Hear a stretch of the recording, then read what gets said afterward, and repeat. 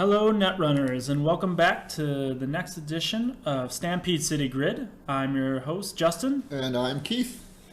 And here we have round 3, game 1 of the last winter kit we had for our tournament at the Sentry Box in Calgary, Alberta. Yep, and our competitors right now, we have Justin himself over here. C'est moi on the left. Going up against David on the right. Yep, and this is from February 6, 2016, and the most recent legal pack was Caligoda. Caligoda was the first cycle for the first pack of the new cycle.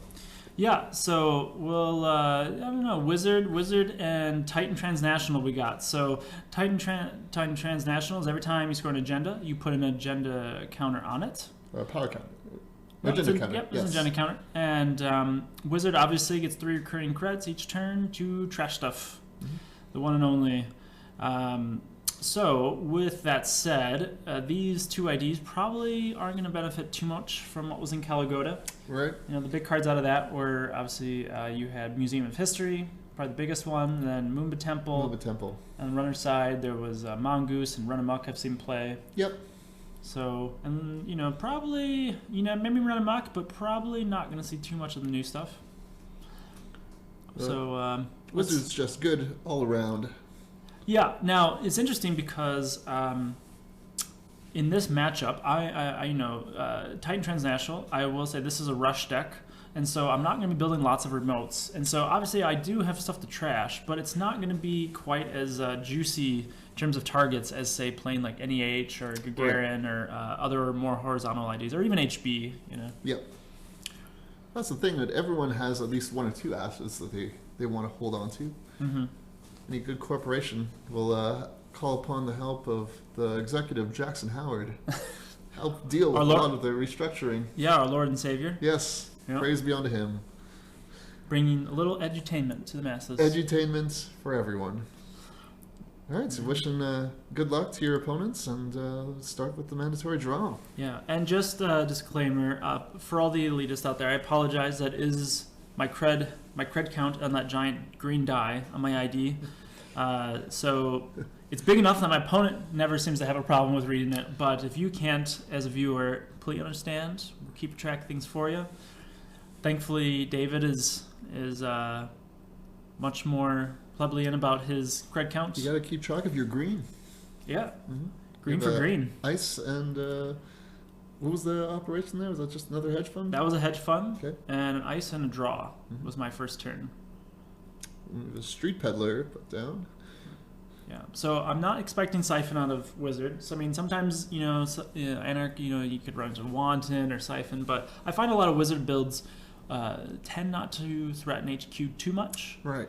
And I guess there's Nerve Agent once in a while, but yeah, I wasn't too worried. And if I remember right, there's only... I don't remember if there was an agenda in my hand at this point. There is Wanton Destruction. It's a 1-cost Anarch operation that trashes cards out of HQ, which is one that I like to throw in every now and then as an Anarch player. Yeah, totally. I mean, you have to respect those things. I just took the risk that I wasn't going to face too much pressure early on. And see, this is the rush. Fast advance already. So building server. First 2 clicks to establish that remote, and another hedge fund. And the power, with Titan makes a great rush archetype, because with Wayland, it's always traditionally been good at rush, and we have Mother Goddess.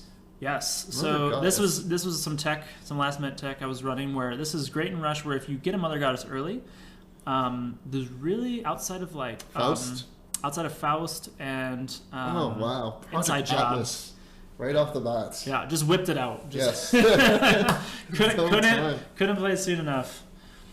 And in retrospect, I realized that there could have been a clot or something underneath that, but I was not too concerned. So you had the agenda out in advance, so the clot wouldn't have done anything. Oh, right, yeah. The advantage of rush decks is by installing the previous turn, you don't have to worry about effects like clots. Yes, you definitely know my deck better than I do. So yeah, no, that's absolutely correct. Now here's actually, so I rezzed the Enigma on R&D there. This is actually, I feel like, a misplay in retrospect. The reason being is that I have I believe I have another Atlas in hand, and so the thing is, I don't really care if you get single accesses, because the thing is, even if I didn't have it in hand, with Titan, you get the counter on Atlas, at least one counter, just automatically by scoring it. Right. So you can kind of Atlas train the other agendas, and now you turned your Mother Goddess into a code gate. Exactly. Yeah. And this has made it vulnerable now, whereas before it's just a brick wall that you have to Faust through. Which I'm assuming, or maybe, you know, Atman would get through it too. Oh, with beanstalks. Yeah. Going up the beanstalk. And so I'm contemplating here, basically, if I'm going to try and start the Atlas train, because I see that he's not overly set up. And again, a rush deck, if for those unfamiliar, are basically trying to just jam out his agendas as fast as possible. Of course. You're not necessarily fast advancing them, because like Keith said, like I played, so then scored it the next turn. So you're not worried about fast advance stoppage, like plots. You are using your counter. Yeah, but I am trying to score. You basically want to get to 5 as much as possible, because the advantage of getting to 5 as fast as possible as Waylon is that you then threaten Scorch much easier, because anything you put into remote, the runner's got to check. And so if you can find a way to drain their credits, just somehow stick a tag, then you open up the Scorch play a lot easier. And that's kind of the classic kind of super modernism kind of build. The new super modernism. And essentially, this Titan I played here is a variation, like a new variation on that old school super modernism. Yeah, this is click forward. You're already pushing forward your second agenda. This is turn 4. Turn 4. Yeah. I should say that we were both 4-0. Me and David were both 4-0 going into this match, this third round, like we said. And after this match, this is probably actually, or I should say, every single round I played, I was able to successfully get to 5 points pretty quickly.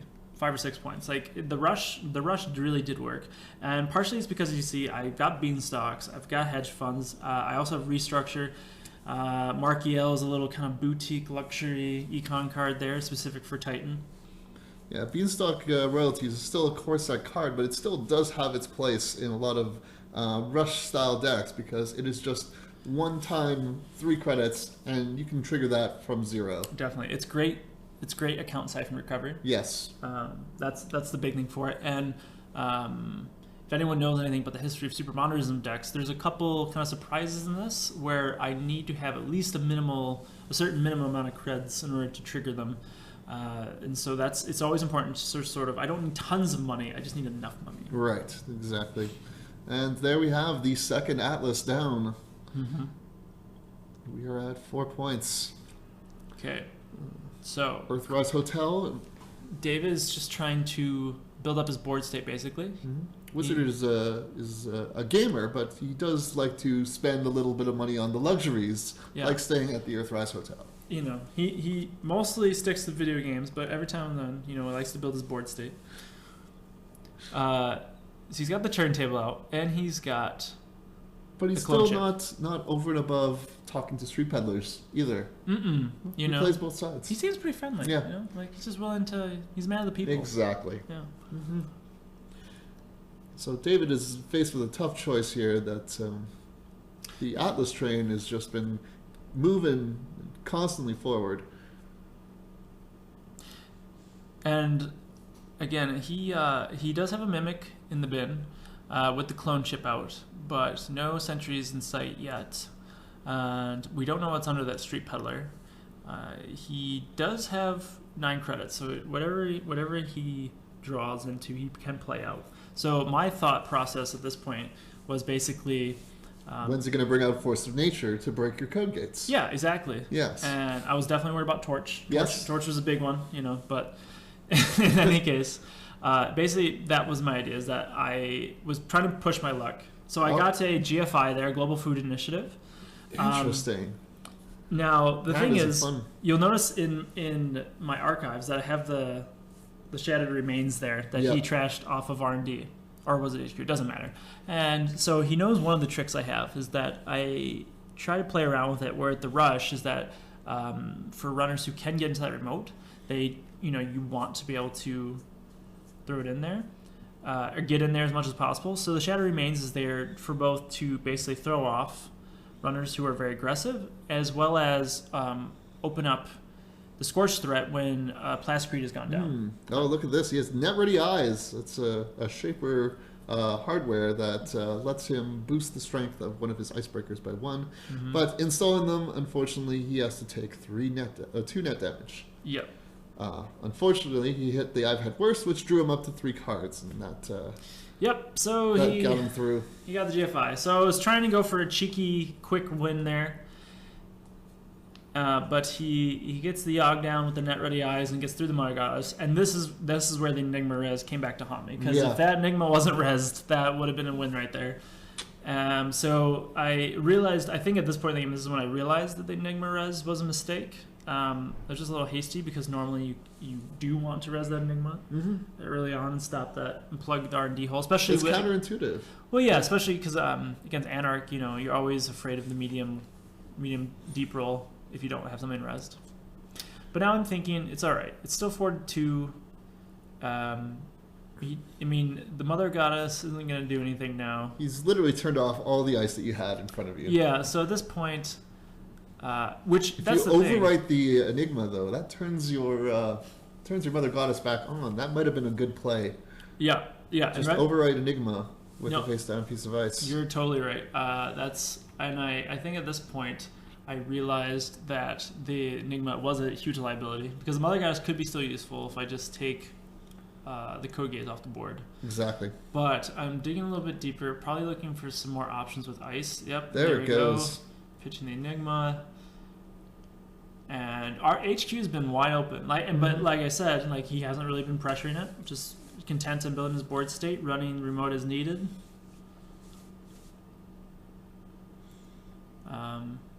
And what's interesting is that just based on the influence so far, and the fact that he's playing Yogg, it tells us that he's not playing Dumblefork. Right. As is infamously known. So I'm not expecting too much cutlery. I'm not expecting big Faust plays necessarily. It could still be there, but I haven't seen Wildside. I haven't seen Adjusted Crone type.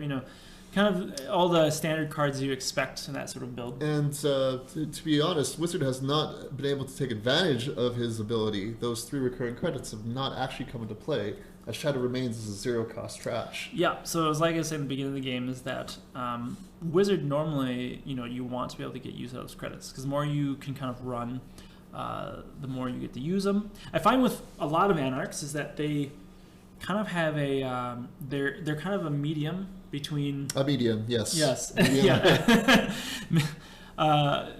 halfway between Criminal and Shapers in the sense that Criminals tend to want to be running a lot. They have a lot of cards that reward them for multiple runs, whereas Shapers tend to make more tactical runs. After they've built up their rig and whatnot. Most of the time, obviously, there's a lot of variations. Whereas Anarchs tend to have a lot of ideas that you really want to just make one good run each turn. Yeah. You think Reyna with making one piece of ice more expensive res. Edward Kim, 1 operation per turn. Whizzard, even 3 credits. It tends to not trash more than 1 thing per turn. A lot of these Anarchs, Quetzal with only 1 berry subroutine per turn. A lot of them just want to use ability once. So you want to at least get 1 good run. And you spend the rest of your clicks at Wildside. Yeah, exactly. Yeah. Just hanging out until you become a morning person, and then you can just do everything all the time. Yes. 24-hour party people. So back in the game here, we have the contemplation. You're strengthening up your remote there.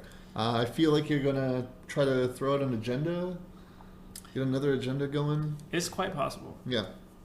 I mean, as long as I don't res anything, then the Mother Goddess definitely is doing work here. So if I could throw an agenda into that remote, it'd be pretty good. Oh, then we have a Caduceus res. Yeah, so I got the Caduceus res. And again, I think at this point, the thing is that I had agendas in hand, so I wanted to force him to spend some money, use the clone chip, because he's only on 4 credits right now. Correct. So, I might have a scoring window here if he decides to get the Mimic out and break that, because he could give me the 3 credits. Mm-hmm. But the Mother Goddess is strength 4, and he's got Net Ready Eyes, which could potentially boost the strength of a Mimic. Right. But my thought process was, and there comes Negotiator. So I spend the last of my credits on Negotiator. which is a newer piece of ice. What? We got a reader. So it's a newer piece of ice where it's 4 cost, 3 strength sentry, and it has 2 subs, trash 1 program, and gain 2 credits. The corp gains 2 credits, but the runner can spend 2 credits to break any of those subs. Amazing. So I mean, to me, it's like a really crappy Wayland version of Architect in that sense, where it kind of fills that niche. It fills the niche that you want the runner to spend all their credits before accessing. Yeah, and it's 3 credit to Faust if they're going to go that route.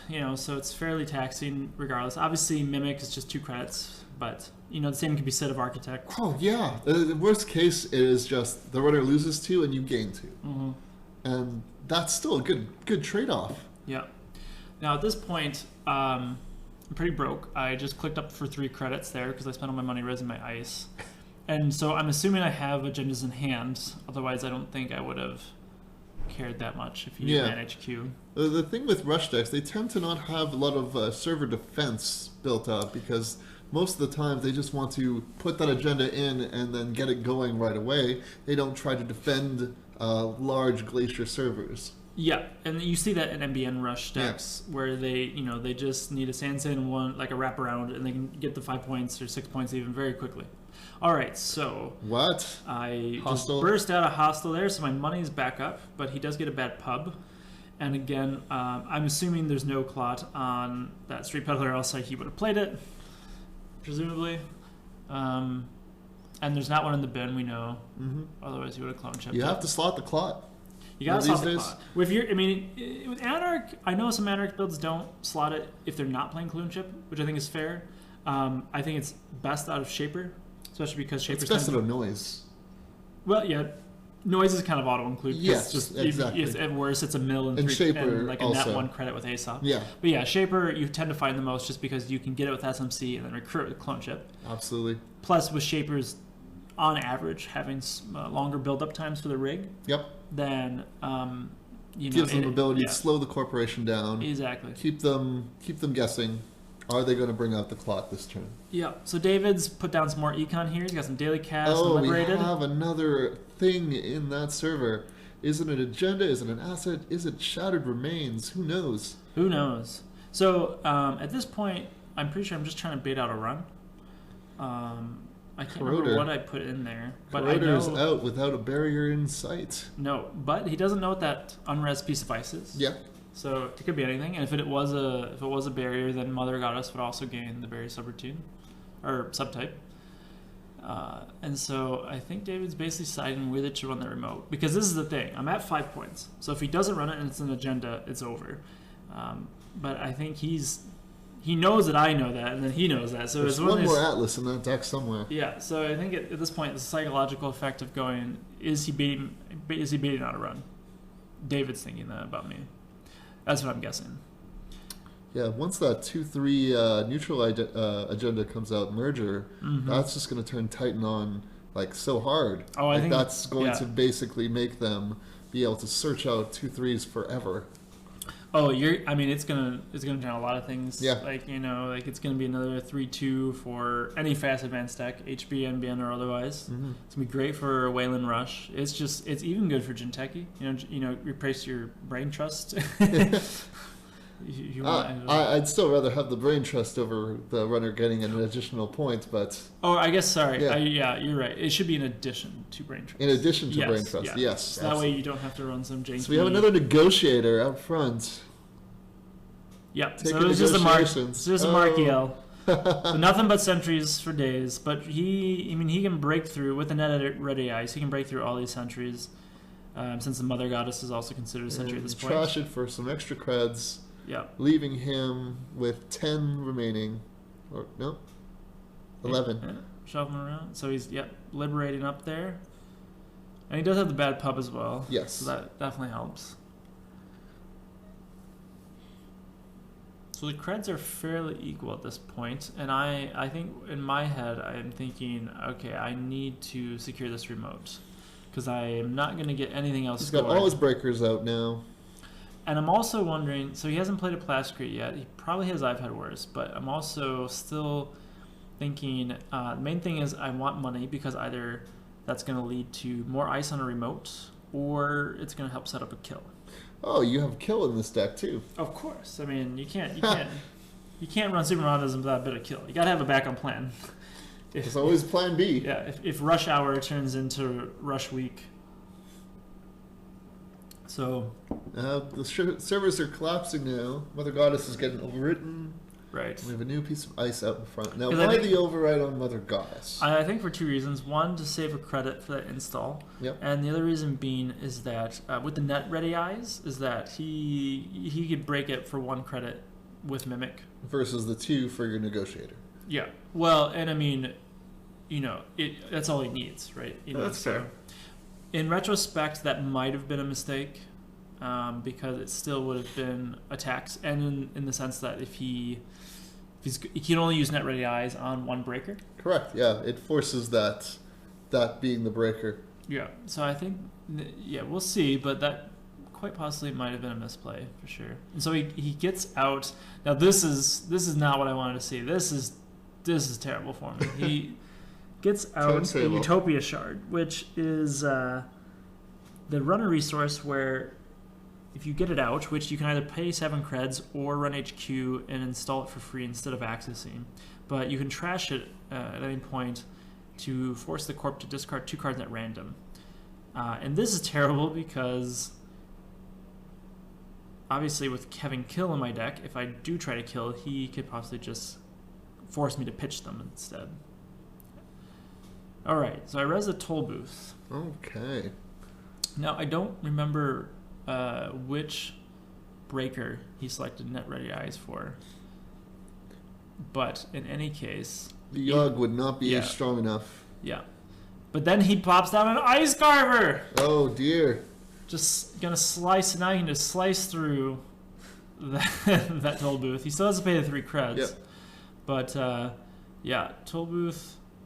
Not looking so swank now because he can just pump it up, the Yogg up with net ready, and then 3 credits. So 5 to get into that server, and steals 2 credits. Yeah. Steals the Oaktown renovation. So, and he stalls the bad pub. So he didn't even have to use all of his own credits. It's not looking good. And again, with Mother Goddess though, an Ice Carver, it still wouldn't have worked. Yeah. So getting rid of Mother Goddess probably wasn't the worst thing in the world because again, it just ended up being a 1 credit tax for him. Very easy to get through, regardless of if he was using Yogg or Mimic. And I wasn't expecting the Ice Carver. Ice Carver totally threw me. Oh, absolutely! What else is in Whizzard's bag of tricks? Yeah, he's casting a spell on me right. Yeah. This is starting to look. Despite me being on 5 points. Oh, the Utopia Shard is popped. Yep. So I tried a Scorch play here, and I can feel the anguish. Yeah. So this is what happened. I had all 3 Scorches, and I played the first one, and then he pops and gets the other 2. It was bad news bears, and then he plays the Plascrete. So I'm really feeling hosed right now. So You're in a rough spot. Yeah, the kill option is offline for the moment. The remote's not secure. Your ice is more or less just paper thin now. Yeah, just paper tigers sitting there to get ran over. But he's still tagged, so I decided to trash the Ice Carver, which I think is the right call there. Oh, absolutely, yeah. That's at least keeps your toll booth potentially safe. And this is kind of one of the weaknesses of Rush is that the joke about it is that it's a great 5-point build. You can always get the 5 points of the Rush deck, and then getting out that last one is so hard if they've already got their rig set up. Because clearly he can get into that remote if he can play another Ice Carver if he's got one, or there's still a possibility of David because he is playing Anarch. It's just clicking for credits. Trying to get up in the money game. Yeah. So I think this is the turn where... What is your thought process now? Are you still contemplating the kill, or you completely abandoned that and trying to get that 7 points? Yeah, at this point, I'm seeing that Plascrete. I'm going, the only way I can get a kill off is if I make him run into a Shattered Remains. Right. And that's still still really good trap because you could also take out the Net Ready Eyes with that as well. Yep. And that would turn off his entire rig. Yeah, that would have been the right thing to do. Now, the thing is, I don't remember if he remembered the Shattered Remains.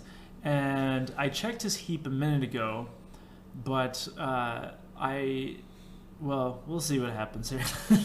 So at this point, I'm sitting here contemplating whether to play an Agenda or a Shattered Remains.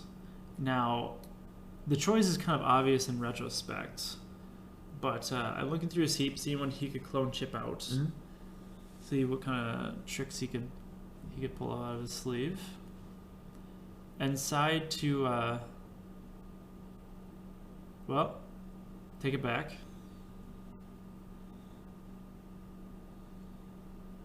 Very hesitant here, yeah. Clearly, oh no. Jackson in a new server. So he lets me take that. It was the Jackson that I originally tried to install, but I was debating whether to install in that remote or a new one, and he graciously let me install it in a new remote. I think at this point I'm also looking for a little more econ. I'm pretty sure I'm only at 4 credits, so I don't have a lot to work with, and I can't threaten out. And even if I install advance something, I can't threaten that to be an agenda because I don't have enough credits to score the next turn. Absolutely, yeah. And I mean, you have to go in with the assumption that because he's Whizzard, your Jackson Howard is probably going to be run and trashed for free, basically. He only needs 2 of his recurring credits in order to trash it with the bad publicity. Exactly. So, I mean, if he runs Jackson, that's just going to be an auto pop to get some of the kill back, maybe some econ. Yep, there it goes. So, let's see. What do I pick here? Got a lot of juicy options. Got a lot of econ in there. I know there's at least one Scorch, if not both. Yeah, I would like to see those Scorches come back. I think that would be a fun time. So I got Hedge Fund, Beanstalk. So I go for pure econ. Which is not the worst call. I mean, I am fairly low in credits, and if I don't stay ahead in the money game, then I can't really threaten a Sea Sword Scorch, which is also right. Yeah. And Wayland just always wants to have more money. Mm-hmm. It's generally rule of thumb. Corpse likes creds. Yep.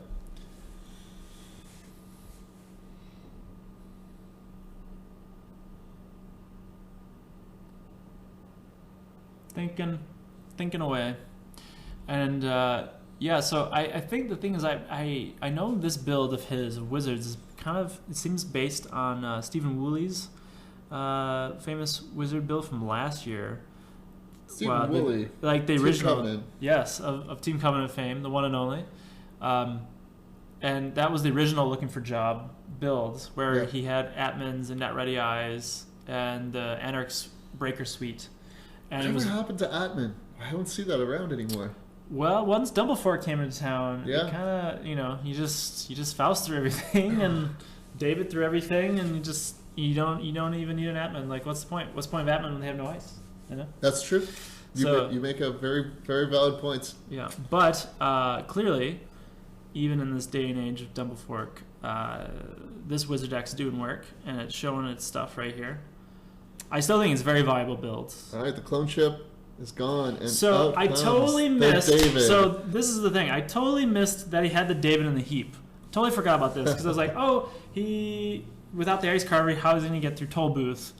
Totally forgot about the David. So I foolishly. David brought David out. Yeah. And caught you off guard. I mean, you'd have to, right? Yeah. And so foolishly tried to sneak out that last agenda, and I had a Shattered Remains in hand.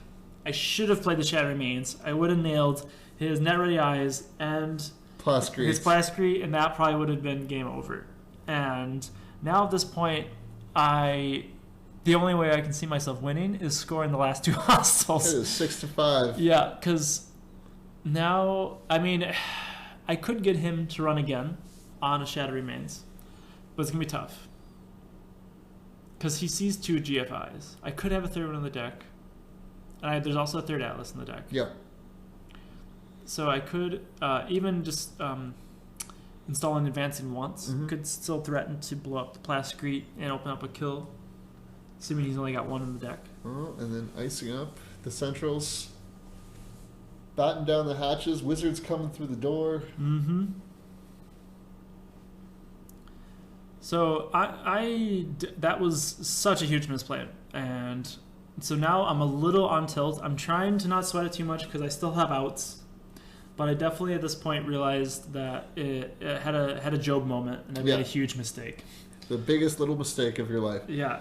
Oh, and he sees the kill pieces in your discard pile now. Yeah, so he knows that's offline. Although with the Plascrete out and presumably at least one I've had worse in hand, that probably wasn't going anywhere anyway. And so at this point, what I should be doing is digging for hostiles. What I actually do is yet to be seen.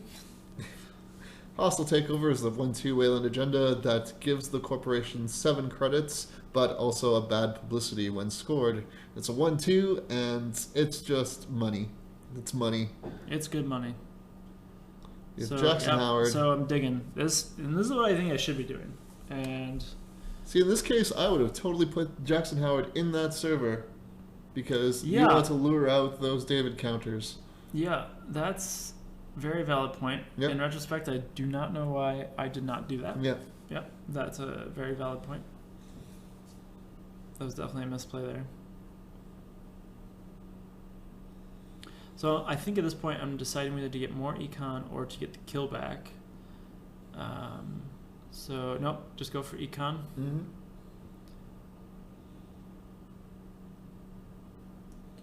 Oh, and a shadow remains. And the shadow remains. Right, which I think is smart because then that way I can, if I do install and advance something in that remote, I can threaten it as the shadow remains. Yeah. Assuming I draw it. Of course, if I had that Jackson out for another turn, would have been nice. Or at least forced to run to make him go get it.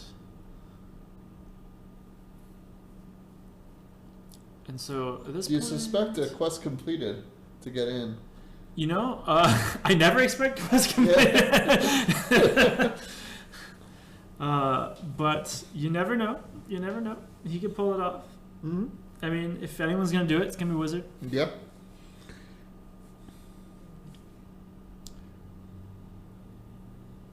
I definitely, and I think that the thing is that this is one of the things what I love about. Okay, so I do get my second hostile takeover round. Oh, so now I'm at 6. 6/6. So I get 5 more credits. Here, some much needed creds, but he gets a second bad pub, which will definitely help him.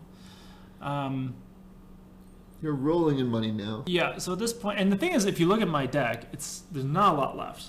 So if you're David, you got to be thinking, I just need to run, like. You know, no holds bars. I got 2 bad pub, so I don't need tons of money. I got net ready eyes. If I was him, you just need So now he's running HQ. He's gonna check my hand, make sure I don't have the last. Miramati. Yep. So that's the great Wayland barrier, where it's 1 strength normally, but if you install it and have it on HQ, it's +3, so it turns into strength 4 barrier. For 2 costs, that's a pretty good exchange for 4 strength. Yeah, pretty efficient. Just the 1 of on HQ there. I think it's great to include for Wayland to have just a 1 of. Just throw it on HQ. Because it's basically just the better ice wall on HQ. Unfortunately, with the bad publicity in the corroder, that just kind of he just gets right through that. Oh, and he hits a snare. Oh, a snare. Finally. Oh, yeah, so what? I was definitely packing some snares in there. There we go. And it was really sad it took him this long to hit one. But that felt good. That felt good. Because now I'm hoping, obviously, he is going to be too afraid to run anything again because he only has 1 card in hand. So even if it was I've had worse, it wouldn't matter if he ran into another snare. And it gives the runner a tag that he needs to deal with. Yes. Although, in fairness, he does not have any resources out right now. He continues running. Although, I mean, snare be damned. If I have double Scorched, I mean, but he also knows that they're in the discard at the moment. Yep. So he runs R&D, comes up blank, which probably means it's either money or ice. So now that I managed to get to 6, this is tense. It's basically a race for that last agenda. unfortunately, I can really only score one, feasibly speaking, and he can score anything. So. Height of the cards, though. You can pull that out. Oh, you got. I mean, this is gotta believe in the heart of the cards. So we're doing some counting here. He's probably deciding. Yeah. So basically, he took back the credit because I think he did spend one to boost the corroder, but then I think he realized he could use net ready eyes on. Oh, and he gets the Shadow Remains out of my hand, which is a big bummer. Oh, that is unfortunate. Yeah. So probably not able to threaten that because the likelihood of having the other one is pretty low. So I'm digging. It's almost like a war of attrition now. Yeah, it's a race to the bottom. Yes.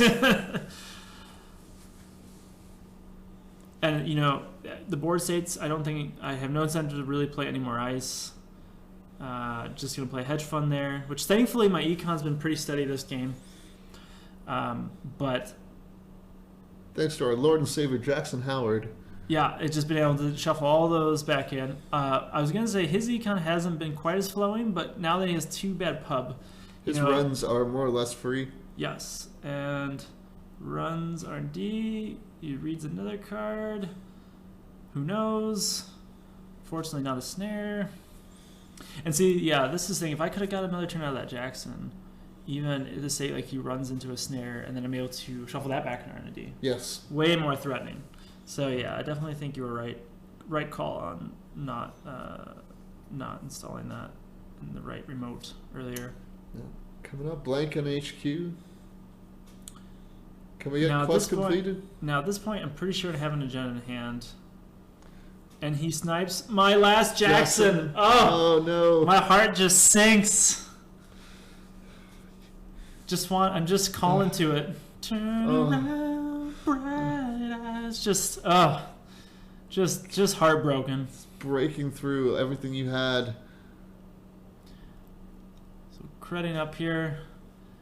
Up to over 20 credits now. That's what that, again, with the dice, I realize it's kind of hard to tell there. But basically, I've gone over 20 credits, and so I took another second dice to indicate that. So money's not an issue anymore.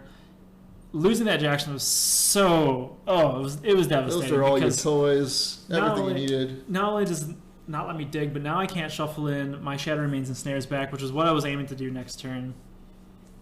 And so I'm sweating bullets here. I'm trying not to show it, but I am definitely sweating bullets.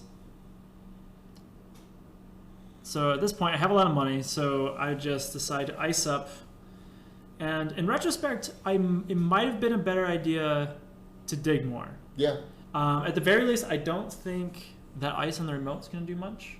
Now, can you imagine if you only had just installed that Mother Goddess and left that there without any other ice, he would have probably had no options of getting around that Mother Goddess. Well, no, because it... Well, you mean yeah. You mean the... Yeah. Just way back at the beginning. Just Mother Goddess. Just Mother Goddess. Guys, just play IG. Just play IG. Mother Goddess. That's all you need. That's all you need. That's all you need. I've seen it work. I've seen it work. It's a thing. So I res the Spiderweb here just to tax him a bit. He sees a Restruction HQ. Now, I really wish I had played that on HQ, that ice that's on the remote. That would have done a lot better on HQ. Archive memories or interns? I have interns. Interns. Brings it back. Jackson Howard, you returned, yes. Thank God. Saving grace. And you put him in the remote as well, so... Yeah, thankfully did not fool myself. That's going to help you dig for the agendas that you need to close this game out and reshuffle those traps so you know that he can't get them. Yeah. Alternatively, playing that ice on the remote on R&D also probably would have been a safe bet because I have the money. I definitely have the money. So now I'm Jacksoning, just going dig baby dig. And that deck's it's looking thinner than a supermodel, and it's just not drawing what I want. Titan Transnational's accounts have been overdrawn.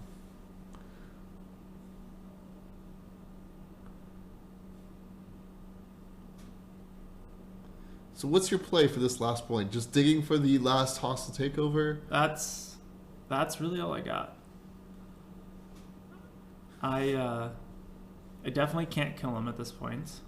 I mean, that last Jackson's on the board. So, I mean, Right. hypothetically, I could, use the Jackson to shuffle in all my Scorched Earth. But even then, I would have to draw, like, all 3 to make it effective.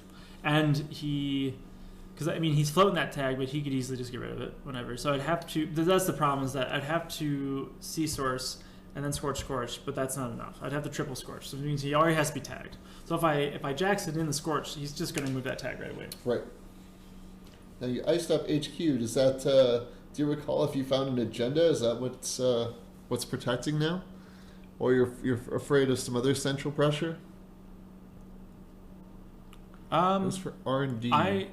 At this point, yeah, I'm just trying to shore up centrals with that. Again, I think that ice on their moat should have been on one of the 2 centrals. Just another Caduceus, he can definitely get through it. I mean, at this point, it is like a 5 credit tax, which is annoying. Mm-hmm. So he can't make too many runs, but all he needs to do is make one lucky run.